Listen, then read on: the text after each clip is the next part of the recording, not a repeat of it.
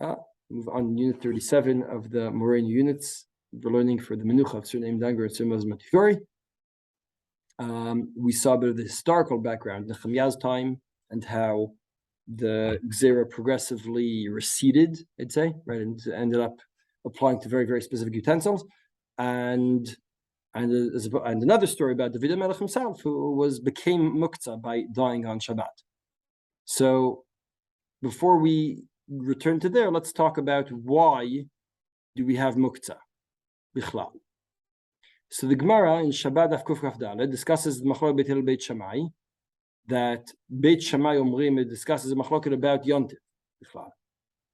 Beit Shammai Omrim en motziin et hakatan v'et halulav v'et sefer Torah l'reshut harabim, because you're not allowed to. I'm on page 3. Sorry. The Gemara in Shabbat Daf Kuf Kaf Daled Beit Shammai Omrim en motziin et hakatan v'et halulav v'et sefer Torah l'reshut harabim. So Beit Shammai say that just like on Shabbat, you're not allowed to carry at all in Reshut Harabim, right? If you don't have an Eruv, etc., right? You're not allowed to carry it all in Reshut Harabim. So too on Yontiv, you're only allowed to carry things that are needed on Yontiv. So whatever you don't need now on Yontiv, you're not allowed to carry. Beit Hillel Matirin, Beit Hillel say, generally speaking, the Torah just never ever said that you're not allowed to carry on Yontiv. On Shabbat, you're not allowed to carry, got an Eruv, etc. And on Yontiv, you are.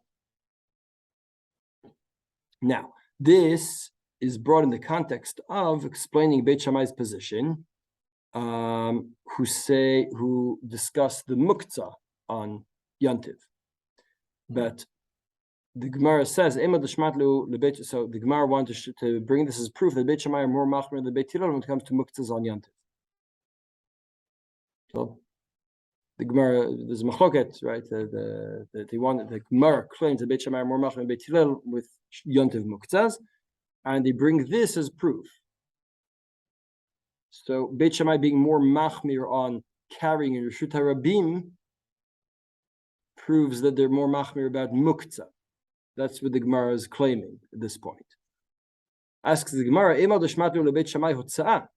So I agree and I accept Beit Shammai when it comes to hotza'ah, carrying out to Reshut Harabim, they're more machmir.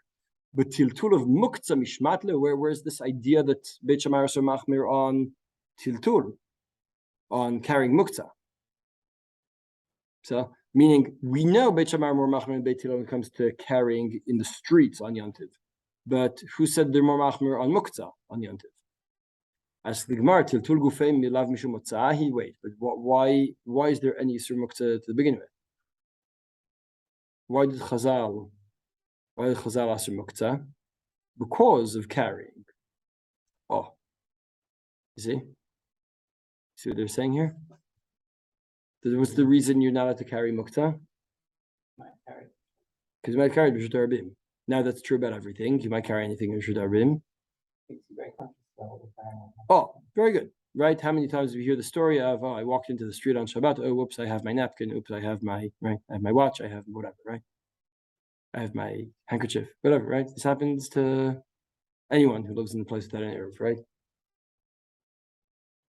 I happen to have my palm in my back pocket, stranger things have happened, right? So it seems that would be the reason for Muktze. So we see Rashi and the Ravid say this explicitly here. Let's have a look at Rashi and the Ravid. Rashi says, Lo nesal tiltul mishum hotza'ah. The whole issue of Muktze is based on the problem of carrying from one that's it's there to save us from hotza'ah.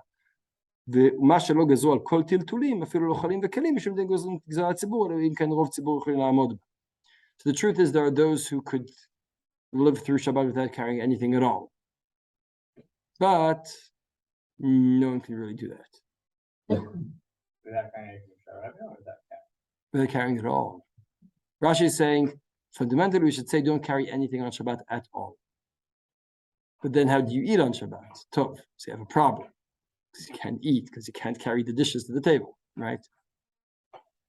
You can't carry the fork. You have to eat everything with your hands behind your back, right? Like this, right? It's not feasible. So that's why we're only matir. But this would be a reason to us for carrying anything. Why? Because you might carry it outside. The Ravid similarly, אמרו אתו טלטול אבצור חוצאו ועוד אמרו בימי נחמן חכמים של משנה זו שאמרו 3 כלים קטנים תלים על השולחן, נמצא כי מפני חיוב הוצאה אסור בטלטול מה שאסרו הוא גדל להוצאה. Why does he bring Nehemiah here? The idea here of the Ravid says, what is Nehemiah talking about? Nehemiah says, I see that everyone is carrying their goods to be sold in the market. So I told them, not only are you not allowed to carry on Shabbat, you're not allowed to move around the Muktzes either. So the Rav is connecting those two. So that seems to be the reasoning there. The Rashba, I'll say first, but what the Rashba is a very interesting Rashba. The Rashba brings there a general rule that says that when we have Gzerat Chachamim, it applies even in places where the original reasoning is no longer relevant. And he brings as an example, if you live in a place with an Eruv, you'd think there's no Isur Muktze. Right? It's so obvious to the Raiva that the whole issue of Muktze is premised on the Isur of Tiltul, of carrying in Rishut Arabim, that he says if you don't have Rishut Arabim, there shouldn't be Isur Muktze. This proves, the fact that we don't hold that, proves that generally speaking, all Gzerot Chachamim still apply even when the reasoning is no longer relevant. So I'm just saying, right, that's how strongly it's clear to the Raiva. This is the only reason you're allowed to carry, because if you have what? The Rashba. Right? Because if you can think of any other reason, you'd say, well, even if there's an Eruv, but what about the other reasons, right? What about the Rashba says like this. The Rashba says, I'll prove to you that when you have a Gzerat Chachamim, it applies even in places where the reasoning behind it is no longer relevant. So that's the discussion. Okay, how does he prove it? So he says, well, I'll give you a great example. What about Muktze? What about Muktze in a place where you have an Eruv? Does Muktze still apply? Is it still usher to carry Muktze when there's an Eruv? And you say, if you'd ask someone on the street, tell me, do you think Muktze should be applicable when there's an Eruv? They'd say, what? Right? Oh, what in the world are you talking about? What? Right, exactly. You bring us back to Shmita again. I'm kicking and screaming, my goodness. But right, that is, I think most people would say, isn't Muktze has completely other reasons? No, but to the Rashba, it's so clear that it's the only reason, the sole reason you're allowed to carry Muktze is only because of carrying in Rishut Arabim. It's so clear and obvious to him that he says it shouldn't apply at all, and yet we apply it. This proves that any case where the Gzera is no longer relevant, it still applies. It still applies. So, why would we think that a Gzera would only potentially, there could be a single Gzera that couldn't cover more than one reason then? Oh, so good question. The answer is it could, and in a moment we'll see in the Rambam that he says that it does. But my point is different, right? My point is, right, the Rambam will say basically what you're saying. The Rambam will bring 3 other reasons, but you see how strongly the Rashba disagreed with the Rambam. Right. So much so that he can't even fathom, like, why would you not be allowed to carry Muktze on when there's an Eruv? Like, why would you not be? But except that generally speaking, we don't work. Halacha doesn't work like that. The only answer he has is it must be that all of halacha doesn't work like that, right? You see how strong his statement is. The Rambam, as usual, gives us a lot of trouble. The Rambam says the following: bottom page 3 and top of page 4. There are certain things that you're not allowed to carry on Shabbat. What is the reasoning behind it? Aleph. The Aleph is I added. It's not in the original Rambam.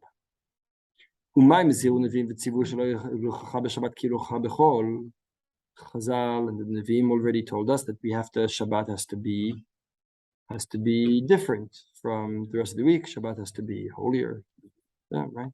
Lo sichat Shabbat ke sichat hachol, right? You talk differently on Shabbos and you walk around differently on Shabbos. Shema v'debar kal v'chomer shelo tiltul b'Shabbat ke tiltul b'chol. So also the things you carry around should be different.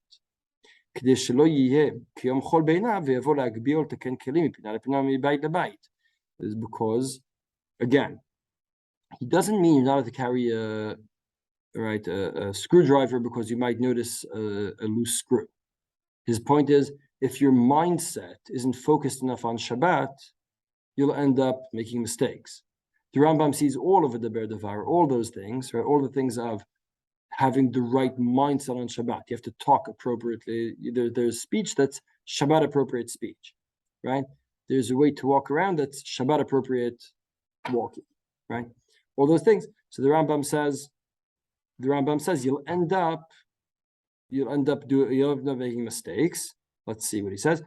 להגביה לתקן כלים מפינה לפינה ומבית לבית, או להצניע אבנים וכיוצא בהם, שהוא בטל ויושב בביתו, ויבקש דבר שיתעסק בו.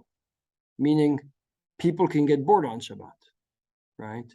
So what are they going to do? Now, if your whole mindset, the process goes like this. Shabbos could be a very boring time because you can't work, right? And you can't go too far from your home. So what do you do on Shabbat? Well, that depends. If you go into the right mindset, you'll do Shabbat right. If you don't, you'll end up feeling like, oh, I might as well fix things. I'm home anyway. I'll just get around to fixing whatever, to doing whatever. So the Rambam understands the whole idea for the Ber Davar is maintaining the mindset despite the boredom, as it were. So that's number one. Number two, ועוד, כשיבקר ויטלטל כלים של מחתן לאיסור, אפשר שיתעסק בין מעט ויבוא לידי מלאכה. If you take a pen, just flick around, right, like the Gush boys do, right, to just spin a pen on your finger, right? Eventually, you also write something down, etc. So you shouldn't carry a כלים של מחתן לאיסור for no reason. ועוד, מפני שמקצת העם אינם בעלי אומנויות, אלא בטלים כל ימיהם. גם טיילים וקרנות שכל ימיהם הם שובתים במלאכה. מי מותר להלך, לדבר, לטלטל, כשאר ימים, נמצא שלא שבת, שביתה ניכרת. לפיכך שביתה מדברים אלו היא שביתה שווה בכל אדם. So the Rambam says, right, you have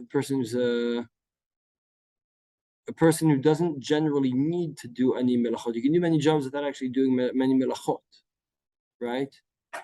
You could be a consultant. You could be a therapist, psychologist, right? You could theoretically do a lot of things. There's a lot of work that you could do in the world, a lot of very important work that doesn't require any actual melacha. So on Shabbat, how do we see that these people are not doing melacha? How do you recognize that? So Rambam says, if you have this idea of Muktze, this goes back to what I said at the beginning. The idea of Muktze, the idea of not carrying things, is something that extends over all of the Shabbat. It changes your whole mindset about Shabbat. And then even if you're not doing melacha, you might not be doing melacha anyway, right? Most of us rarely, except for the doctor, too many doctors around this table, so that doesn't count. But apart from all the doctors here, most of us don't ever do kotev deoraita, right? The Isur to write on Shabbat, right? If you're not signing prescriptions, right? When's the last time you ever wrote kotev deoraita? Use your phone, use your computer, right? Why? No one writes. Use your phone, use your computer. No one writes. So that you're a doctor. I know. But you're pasul anyway because you're a doctor. No, but I write notes for my kids for school. But that's it. No, yeah, I write notes for my kids for school. Why? No, that's it. Like, I don't ever use a pen. Why? On my phone. You have apps for that. Come on. You have apps for that. They're great. And that way, because you write it on my app and goes onto my wife's app too, and then whoever goes to the store, No, it's very. I never use a pen. I used a pen when we signed Pros Bull for the whole community. Then I had to sign my name 100,000 times. So we had this. I used a pen that night. So, but it was like, oh, I need a pen. Wow, yeah. The whole right. It used to be if you were ben yeshiva, so you had a pen in your pocket. That's right. That's not a thing anymore. Anyway, that's just an example. But the point is the Rambam's 3 reasons, right? Let's sum them up. I want to start from the end. The last reason the Rambam says is not everything you do on Shabbat is very melachadik. Not everything that you might be doing on Shabbat is very melachadik anyway. And I want to create a system where you can see that it's Shabbos, where it's more evident. Shvita nikeret, where the Shvita is evident. So I say, don't carry things around needlessly, just to create what? It is wild. That is not correct. Okay. Hashem melachot Right. v'nah. Right. Because people were keeping Shabbat. It wasn't Shabbos. It wasn't Shabbos enough. Right. Exactly. Right. That number two is what we always say. Right. Number two is you're going to carry with the classic. Right. You ask any kid. Right. You don't have to carry a pen because you might write with it. Right. You don't have to carry a crayon because you might color with it. You don't have to have a screwdriver. You might drive a screw with it. Right. Etc. So that's the classic. Right. And number one, the question is, what are we, right? Number one is you're going to get bored, you're going to want to do something, but you'll note that he has two different things there. One is things that are usher, but the other is things that are not necessarily usher. What about rearranging your living room on Shabbat? Is that mutar usher? It's rearranging your living room. Right? There isn't really a problem, right? But it's unclear from the first reason around. Is Muktze still you don't? Did you learn from the spirit of Muktze that you can't do? Right, I agree. But I think it will explain. I think that already before we go on, already we could understand a bunch of things that we saw before that weren't very, very clear. For example, what is the difference between carrying the kli, but for its own use as opposed to keep it safe? So if you're in the mindset of Tzamar Reshut Reshut, right? So if I want, let's look at the three things. Why am I carrying this? I can carry it in order to use it. So I know where I'm going, I know where I'm taking it from and where I'm going in order to use it, right? So I'm very mindful of what my destination is. So I won't take it out to the street unwittingly because I'm taking it, I have a very specific purpose. I say, oh, I'm allowed to carry this in order to use it. So I'll go there and use it there. Then that'll be the end. The next one is even better. The tzorach mekomo, what is the tzorach mekomo? I need the space.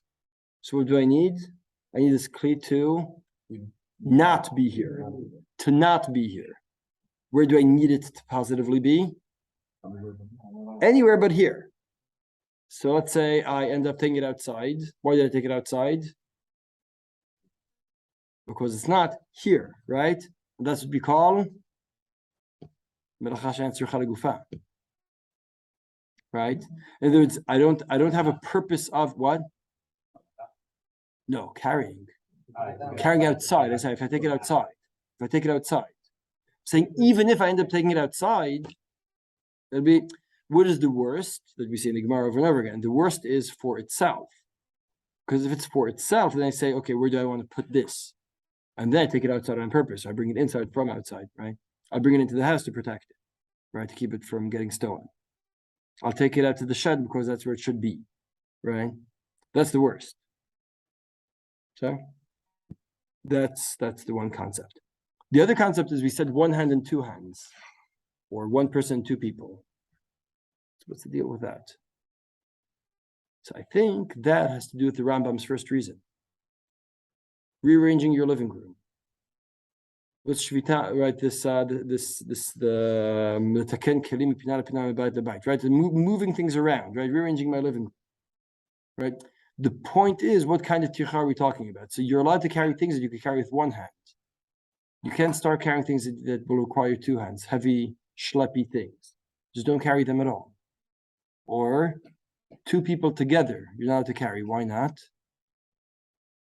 To remind you that you're not supposed to be rearranging your living room on Shabbat. So, you see how this works? I think that's the difference. That would be the distinction between one person and two people. Right? If I'm carrying it on my own, by definition, I'm not carrying something too heavy, bulky, difficult. If I say, oh, wait, I need someone's help, wait, right? Maybe I shouldn't be doing this. Right? I shouldn't be doing such schlepping on Shabbat. So, having said all this, now we have a few questions. Number one, the Gemara indicates that the Isur is because of carrying in Rishut Arabim. And the Rambam ignores that reason, brings three other reasons that are not written in the Gemara. Right? The Rambam said, the Gemara says a reason, the Rambam brings three different reasons, right? So we have to understand why the Rambam is talking about, why he says that. And we still have the question, I still owe you the answer about the Nehemiah and Shlomo HaMelech, right? The Gzera of Muktze, where did that come from? Came from Nehemiah or from Shlomo HaMelech, or what's the deal? So do we want a quick answer for the Rambam, or we save that for next week? Rambam, let's do the Rambam quickly. So Merkavat Mishnah does an amazing ma'alach. He says like this. He starts when I already stole one of the things. Why differentiate between one person and two people? It must be that there's another reason for Muktze that the Gemara didn't mention. The fact that the Gemara says we're going to matir only this. Why only this? What does only this mean? Right? The Gemara says only this will matir, meaning there's by some criteria there isn't enough justification to matir more than this. What is that criteria? For example, what I'm saying is very abstract and confusing. So I'll give them the example I said just now. The Gemara differentiates one person and two. Now that's the weirdest one, I think, and that's why I emphasized earlier. Why differentiate one person or two? Like, why? Like, who would invent such a distinction? The answer is it depends on what you're trying to achieve. If you're trying to achieve Shvita Nikeret, don't rearrange your living room on Shabbat. Sorry, I conflated the two, right? If you're trying to achieve don't rearrange your living room on Shabbat, then it makes sense to say, okay, you can carry things, because you realize it's hard to not carry things, but don't carry things that require two people. That has nothing to do with a Tzar Rishut Rishut, right? It must be that there are other reasons.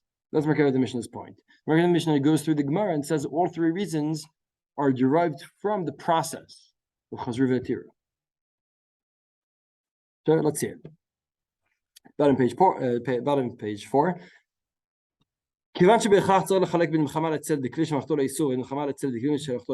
Why is there a difference between? So first of all, the most obvious one is why should there be any distinction between kli shemachtor leisur and kli shemachtor leheter? If the issue is only a tzar rishut l'rishut, why should we differentiate between tools that are normally used for heter and tools that are normally used for isur? What difference does that make? It must be the second reason. The mere fact that we have such a distinction shows me that the concern about using it in ways that are prohibited is part of the reason that you're not allowed to carry. So, otherwise, there's no justification.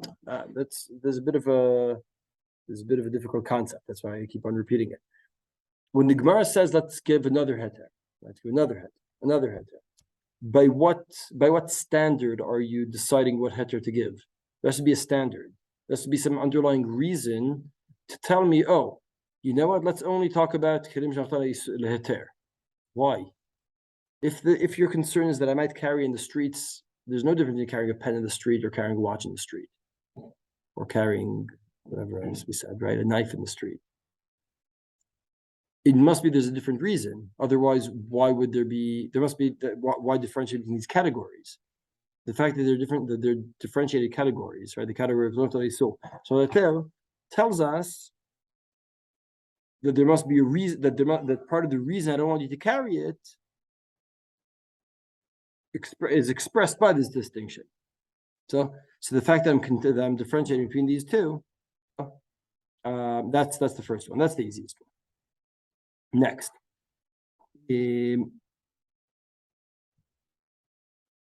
I'm just going to say it bad because we're running out of time. The distinction between Mechamat Etzel and the others. What does Mechamat Etzel mean? It means moving it in order for the tools, the items to reach their proper place, right? Meaning, you shouldn't be going around making things that reach their proper place on Shabbat. That's what it means. When you say you're not allowed to carry them, Mechamat Etzel, you're not allowed to carry them for their own good, to reach their proper place. That means you're not allowed, you shouldn't be spending Shabbat putting things in their proper place.